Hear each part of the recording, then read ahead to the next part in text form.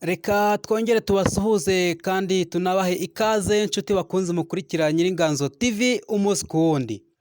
Uyu munsi rero twanyarukiye mu karere ka Burera aha ni mu ntara y'Amajyaruguru mu gihugu cy'u Rwanda, aho twasuye umusore ufite impano idasanzwe, umusore mwakunze cyane ku mbuga nkoranyambaga, aho amaze kwigarura imitima y'Abanyarwanda n'Abanyarwandakazi.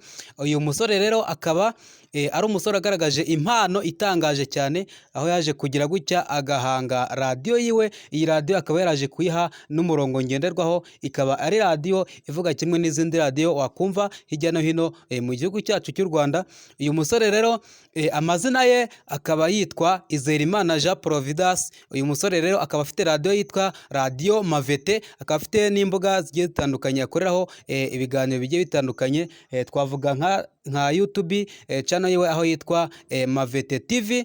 Uyu musore rero akaba yarakomeje kwigarura imitima y'Abanyarwanda. Uyu musore tukaba twaganiriye, akaba muri kubona nageze muri studio yiwe, aho yagiye anyereka ibintu bigiye bitandukanye bihambaye, birimo ubwenge, ku buryo nawe ubireba ukavuga ati uyu ni umusore ufite impano koko bigaragarira amaso ya buri wese. Nk'iyi foto uri kwitegereza hano, aho uri kubona muri studio yiwe rwose ko afite ibikoresho yagiye yikorera ku giti cyiwe. Avuga yuko nta gikoresho yigeze agura mu bikoresho biri hano muri studio ziwe za Radio Mavete, aho nanjye nahageze rwose ngatungurwa, nkavuga ati reka misangize abakunzi bakurikira Nyiringanzo TV. Aya makuru ntabwo ari ayo kwihererana rwose, cyane ko Abanyarwanda buriya kuva na kera na kare barabahanga. Uyu musore rero twaganiriye, aho yaje kutubwira yuko nubwo afite ubuhanga bungana gutya mu bintu bijyanye n'ubumenyi n'ikoranabuhanga mu by'itumanaho, akaba atarigeze agira amahirwe yo kurangiza amashuri. Uyu musore rero ni umusore mu karere ka Burera, ni mu ntara y'Amajyaruguru mu gihugu cy'u Rwanda. Akaba rero avuga yuko yarangije amashuri ye yacikishirize mu cyiciro cya mbere cy'amashuri yisumbuye mu mwaka wa gatatu, aho avuga yuko rero atigeze agira amahirwe yo kuba yarangiza. Akaba yaraje kugira gutya rero mu buryo bwo gushakisha ubuzima, akaza kugira gutya akanyarukira mu mujyi w'u Rwanda, muri Kigali, aho agiye gushakisha ubuzima. Ariko rero akavuga yuko impano ye atari kuyitererana. Ni muri ubwo buryo rero yakomeje gushakisha, na radiyo yiwe nayo ikomeza gukora. Ubu ngubu ni ukuvuga ngo abaturanyi be nabo bumva radiyo rwose ya Radio Mavete, bakumva amakuru yagiye abategurira akanabagezaho. Ni ukuvuga ngo rero nk'uko mubibona, twafashe kamwe mu mavideo yagiye akora, nk'aka ngaka yagakoze uyu munsi. Turavuga ati nanjye ndakabagezaho. Umunyarwanda yaciye umugani mu Kinyarwanda ngo utinda mu nyamugacyura amagufwa, ariko bigena ayo magufwa yabuze ba nyirimbwa bayajyanye. Niba uri umukobwa ufite imyaka 24, 8, 30, 34 ukaba ukihagazeho, ese ubwo uri gutekereza ra cyangwa urimo gusinzira? Nisuriza abarundi mahoro, uraho neza? Kanika amawaya agashyira biriya bintu umuntu akora ku modoka bigasakuza. Akaba atarigeze agira amahirwe yo kurangiza amashuri.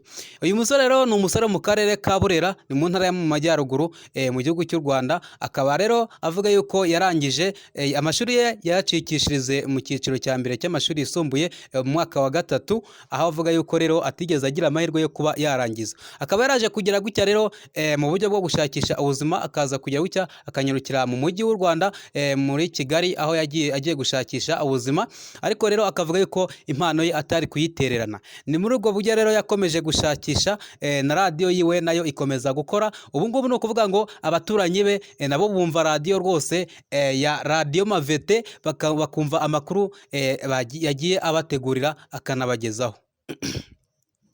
Ni ukuvuga ngo rero nk'uko mubibona, twafashe kamwe mu mavideo yagiye akora, nk'aka ngaka yagakoze uyu munsi. Turavuga ati nanjye ndakabagezaho murebe. Nk'aka kavideo rero muri kubona ko aha ni muri studio za radiyo, ntago mbabeshya, niho ndi nahageze.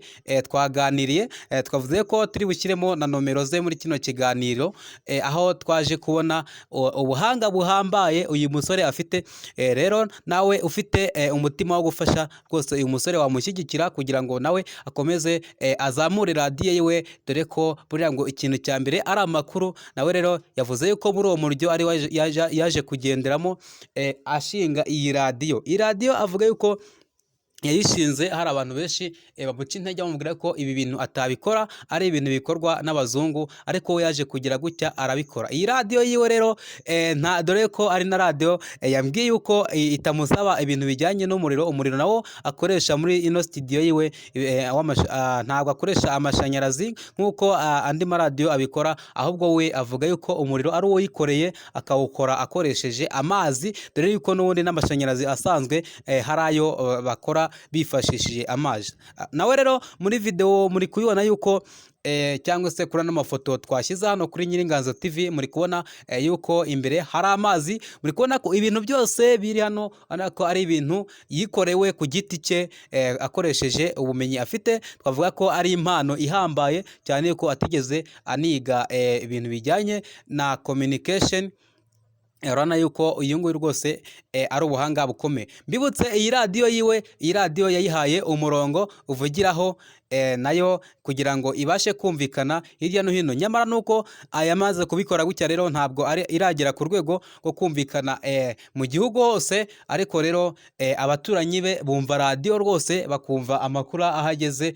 Mugani wawo ndavuze ngo kugira ngo yumve aho abandi bageze akaradiyo ke agashyira ku musego. Nawe rero yaje kujya gutya muri urwo rwego ashinga studio ye nabibabwiye yitwa Radio Mavete. Uyu musore rero yaje kugira gutya agenda akoresha n'izindi mbuga nkoranyambaga zigiye zitandukanye, aho twavuga nka TikTok abantu baramukunze cyane, twavuga nka Instagram baramukunze, Facebook ndetse na YouTube. Umuyoboro mugari wa YouTube naho yaje kujya gutya rero ashingaho YouTube channel ye ayita Mavete TV. Kuri Mavete TV rero ni ahantu wasanga ibintu byinshi bigiye bitandukanye, inkuru nyinshi aba yagiye akora n'ibiganiro aba yakoreye kuri ino radiyo ye yitwa Radio Mavete. Nge rero mukomeje kumva ni Joseph Nyiringanzo, reka mbasigiramo kano akavideo mukumve, ubundi ndaje mbabwire byinshi bigiye bivugwa kuri no radio ya Mavete, imvo n'imvano y'iyi radio. Kwa nkwibutse rero wowe utarakora subscribe, igihe niki wakora subscribe kugira ngo ibintu bize kugomeza biba wane, amakuru nk'ayangaya ntagende agucika. Umunyarwanda yaciye umugani mu Kinyarwanda ngo utinda mu nyamugacyura amagufwa, ariko bigena nayo magufwa yabuze ba nyirimbwa bayajyanye.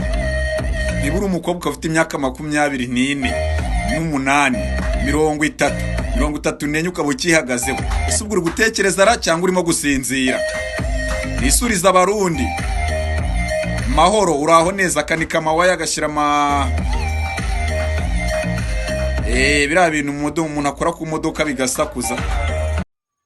Nkuko nabibabwiye rero uyu musore Izere Jean Providence, uyu musore rero akaba ari umusore yavutse mu mwaka wa 2002, akaba yarujije imyaka 22, akaba ariyo afite. Yavukiye mu karere ka Burera, aha ni mu ntara y'Amajyaruguru mu Rwanda. Uyu musore rero nkuko nabibabwiye iyi radio yashinze nta gikoresho na kimwe yigeze agura, ahubwo ibi byose nibyo yagiye yihangira. Mwagiye mubona mu mafoto ibintu bigiye bitandukanye twafasha hano muri studio yiwe yitwa Mavete. Iyi radio rero yiwe ikaba yarahawe umurongo mugari, ikaba kuri 92 n'ibice bitandatu. Aha rero iyi radio, nimvuga radio ntabwo ari radio iyi ngiyi nawe ufite mu rugo iwawe ufungura ukumva umuziki n'indirimbo, ahubwo ni radio ngari ihereza izindi radio. Twavuga ko ari nka radio twavuga nkuko wakumva Radio Rwanda, Radio Sarusi n'izindi radio zikorera hano mu gihugu cyacu cy'u Rwanda. Niyo radio rero nayo ikaba ifite ubushobozi bwo kuba yasakaza amakuru hirya no hino, nubwo itarabasha kubona ubushobozi bwo gusakaza amakuru mu Rwanda hose. No kuvuga ngo abaturanyi be bumva radio bakumvaho abandi bageze. Nawe rero ndagusaba kumushyigikira, ujya ku mbuga ze nkoranyambaga zigiye zitandukanye, Facebook, Instagram na YouTube ndetse n'izindi zigiye zitandukanye agenda akoresha hose ni Mavete TV. Ugakurikirana radio yiwe uraho ubasha kuyumva aho kuri 92 n'ibice bitandatu. Rero nawe utarakora subscribe hano kuri Nyiringanzo TV, igihe niki ngo uyikore. Mwari muri kumwe na Nyiringanzo ubakunda cyane, mukomeze kuramba imitaga itazima izuba kandi muhahe mu byo muronka.